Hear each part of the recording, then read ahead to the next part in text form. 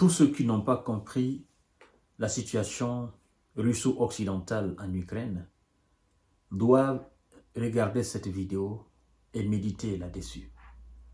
Parce que, à travers cette interview, le président ukrainien, M. Volodymyr Zelensky, admet clairement devant son peuple ukrainien que cette guerre, ce sont les États-Unis qui la font sur le territoire ukrainien et que ce sont eux qui vont l'arrêter.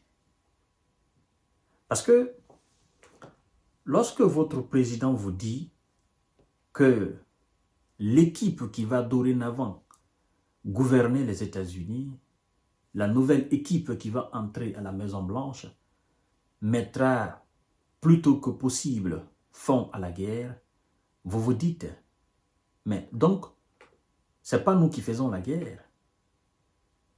Ce sont les Américains qui font la guerre chez nous. Et ils décident de continuer quand ils veulent, ils décident d'arrêter quand ils veulent. Et donc, notre État n'a plus son sens d'exister. Notre État est un État fantoche, est un État fantôme, est un État dirigé par un autre État. Et donc, donnons raison à Vladimir Poutine. Vladimir Poutine qui a toujours déclaré que c'est les États-Unis qui font la guerre à la Russie sur le territoire ukrainien.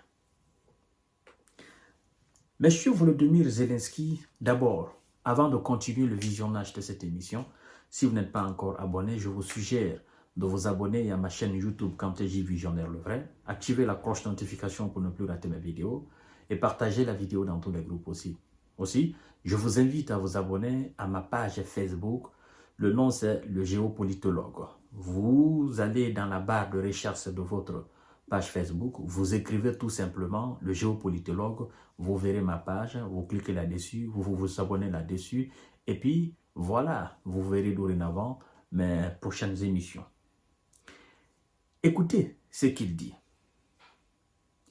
Dans une interview accordée aux médias ukrainiens, Suspin Neo, le média s'appelle Suspin Neo. Volodymyr Zelensky, le président ukrainien, a déclaré que la guerre finira, mais il n'y a pas de date fixée. Il dit, bien sûr, avec la politique de cette équipe qui gouvernera désormais la Maison-Blanche, la guerre sera terminée plus tôt. C'est leur approche, leur engagement envers leur société et c'est vraiment essentiel pour eux, a déclaré M. Volodymyr Zelensky. Lors d'un échange constructif entre Donald Trump et Volodymyr Zelensky, ce dernier a eu l'occasion de présenter de manière raisonnable, n'est-ce pas, sa position sur la vision de la paix. Le président ukrainien a par ailleurs affirmé qu'il n'avait rien entendu qui allait à l'encontre de la position ukrainienne. Alors, écoutez très bien. Quand Volodymyr Zelensky dit, avec l'équipe qui gouvernera dorénavant la Maison-Blanche, la guerre finira plus tôt, même s'il dit que la date n'est pas encore fixée. Ce n'est pas ce qui nous regarde. Il va plus loin en disant, c'est leur engagement envers leur société et c'est vraiment essentiel pour eux. Qu'est-ce qu'il veut dire par là? N'a-t-il pas déclaré ici officiellement que M. Biden avait pour engagement de faire la guerre en Ukraine et n'avait pas l'engagement d'apporter la paix et de faire du bien pour son peuple américain? Parce que s'il dit c'est leur engagement envers leur société et c'est vraiment essentiel pour eux, ça a été le mot d'ordre de la campagne de M. Donald Trump. Nous n'allons pas faire la guerre à la Russie. Nous n'allons pas fournir des armes à l'Ukraine. Nous allons mettre fin à la guerre. C'est un engagement, c'est une promesse que le président des Républicains, à l'époque candidat des Républicains, a fait au peuple américain, parce qu'il s'est adressé au peuple américain dans son entièreté.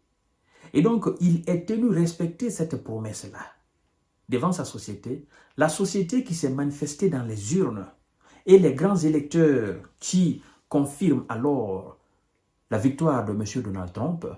Mais donc, la société américaine, dans sa majorité, ne veut pas de cette guerre. Donc, durant tout ce temps, depuis 2022 jusqu'en 2024, maintenant, on nous a menti sur la position de la société américaine en disant que les États-Unis soutiendraient ou les États-Unis soutiennent encore l'Ukraine. Ben, ce sont les États-Unis qui se sont manifestés dans les urnes.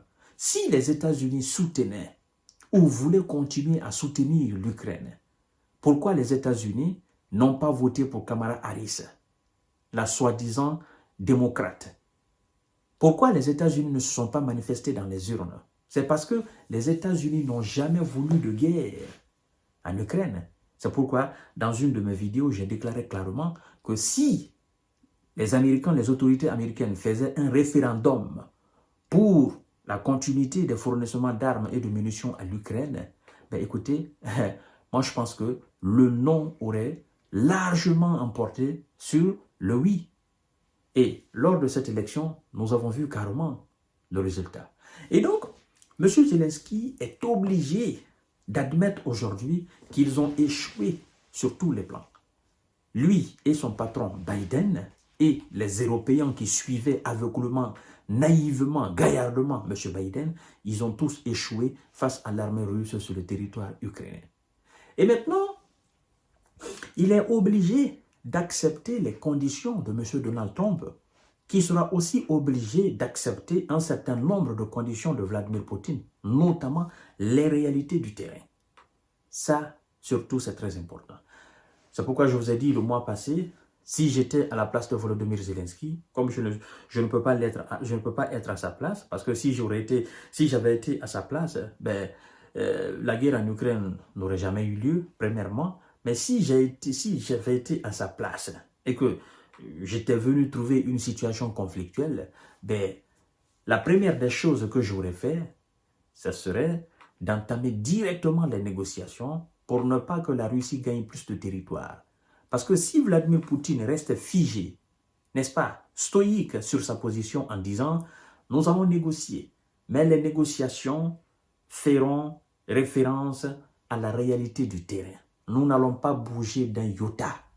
Et c'est pourquoi d'ailleurs, les troupes russes sont en train d'accélérer afin d'engranger un maximum de territoire, de conquérir un maximum de territoire, parce que chaque mètre carré conquis par l'armée russe, ben, ça entre complètement dans la négociation. Voilà, mesdames et messieurs, Volodymyr Zelensky vient d'accepter son sort, le sort de son pays. Il vient d'accepter clairement que l'Ukraine n'est pas un État indépendant et que l'Ukraine tient sa survie, son existence des États-Unis d'Amérique. D'accord? L'Ukraine n'existe plus parce que, en tant que président, moi je pense qu'il allait dire, oui, nous allons maintenant essayer de mettre fin à la guerre. Mais s'il dit ouvertement devant son peuple que c'est la nouvelle équipe américaine qui va mettre fin à la guerre, ben, c'est-à-dire que lui, son avis ne compte pas. Lui, il ne pèse pas, il n'a pas de poids. Donc lui, il n'est absolument rien à la tête de l'Ukraine. Ce n'est pas un chef, c'est rien du tout. Il est tellement influencé. Bon, il a été mis, c'est normal, il a été mis là par les Américains. Et donc, ils font de lui ce qu'ils veulent. Est-ce que, dans de telles conditions, avec de telles déclarations, peut-on dire que l'Ukraine est un État indépendant et souverain? Non, vous avez très bien compris. Donc, vous qui étiez encore sceptique sur le sujet, non, ce n'est pas les États-Unis qui font la guerre, non, c'est les Ukrainiens, vous êtes situé, le président lui-même vient de vous situer, ce sont les États-Unis qui font la guerre à la Russie. Et ce sont eux qui vont décider dorénavant, avec M. Donald Trump, de mettre fin à la guerre. Point barre, fin de citation. Je vous donne rendez-vous tout à l'heure pour notre série d'informations de décortiquage. Merci beaucoup.